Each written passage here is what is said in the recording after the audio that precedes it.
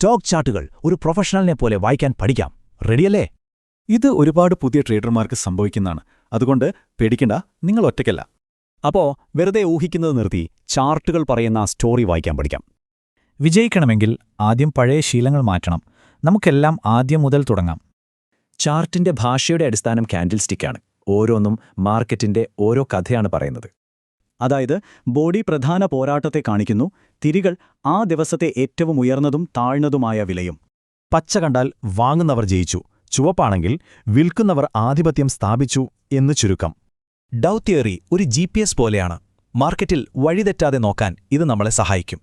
ഓരോ പുതിയ പീക്കും പഴയതിനേക്കാൾ മുകളിൽ, ഓരോ താഴ്ചയും പഴയതിനേക്കാൾ മുകളിൽ. സിമ്പിളല്ലേ? ഡൗൺ ട്രെൻഡിൽ നേരെ തിരിച്ചാണ്. പീക്കുകൾ താഴോട്ടും വാലികൾ അതിലും താഴോട്ടുമാണ് പോകുന്നത്. ഇവിടെ മാർക്കറ്റ് കൺഫ്യൂഷനിലാണ്. വാങ്ങുന്നവർക്കും വിൽക്കുന്നവർക്കും ആർക്കും മുൻതൂക്കമില്ല. ചില കാൻഡിൽസ്റ്റിക് പാറ്റേണുകൾ ട്രെൻഡ് മാറാൻ പോകുന്നതിന്റെ ക്ലൂ തരും. ഈ പാറ്റേൺ കാണിക്കുന്നത് ബുള്ളുകൾ പെട്ടെന്ന് ശക്തി നേടി ബെയറുകളെ തോൽപ്പിച്ചുവെന്നാണ്. ഇതിലെ രസം എന്താണെന്ന് വെച്ചാൽ ഈ പാറ്റേൺ അപ് ട്രെൻഡിലെ സപ്പോർട്ട് പോയിന്റ് ഉറപ്പിക്കുകയാണ് ചെയ്യുന്നത്. ഇത് നേരെ തിരിച്ചാണ്. ഇവിടെ ബെയറുകൾ ബുള്ളുകളുടെ കയ്യിൽ നിന്നും കൺട്രോൾ പിടിച്ചെടുക്കുന്നു. അതായത് അപ് ട്രെൻഡിന്റെ ശക്തി കുറയുകയാണ് എന്നൊരു വാർണിംഗ് സിഗ്നലാണിത്. ശരി, അപ്പോ ഈ അറിവ് വെച്ച് എങ്ങനെ ട്രേഡ് ചെയ്യാം? അതിനാണ് ക്ലോസ് ലൈൻ സ്ട്രാറ്റജി. ബുള്ളുകൾക്ക് ശരിക്കുന്ന വില മുകളിലേക്ക് കൊണ്ടുപോകാൻ പറ്റുമോ എന്നുറപ്പിക്കാൻ ഈ സിസ്റ്റം സഹായിക്കും. ട്രേഡിംഗിൽ ഏറ്റവും പ്രധാനം ഡിസിപ്ലിനാണ്. ഈ സ്ട്രാറ്റജി അത് കൃത്യമായി നമ്മുടെ തീരുമാനങ്ങളിൽ കൊണ്ടുവരും.